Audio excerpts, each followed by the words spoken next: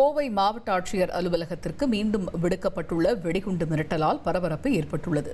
இதுகுறித்த கூடுதல் தகவலை செய்தியாளர் கார்த்திக் வழங்கிட கேட்கலாம். கார்த்திக், வெடிகுண்டு மிரட்டல் விடுத்த நபர் யார் என்று தெரிய வந்தது?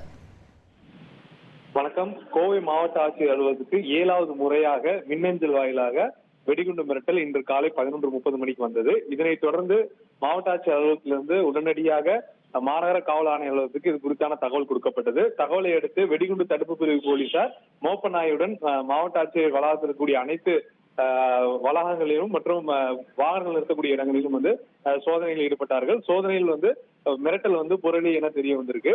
மேலும் தொடர்ந்து இந்த மின்னஞ்சல் அனுப்பக்கூடிய நபர் யார், எங்கிருந்து அனுப்புகிறார், எதற்காக அனுப்புகிறார் என்ற கோணத்தில் விசாரணை மேற்கொண்டு வருகிறார்கள்.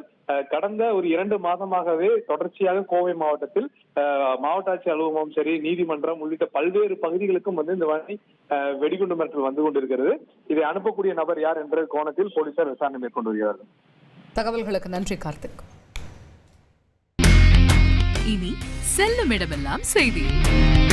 தந்தை டிவியின் வாட்ஸ்அப் சேனலை ஃபாலோ பண்ணினா செல்ல இருக்கும் இடமெல்லாம் செய்தி. இதோ QR கோட் இப்பவே ஸ்கேன் பண்ணுங்க, ஃபாலோ பண்ணுங்க.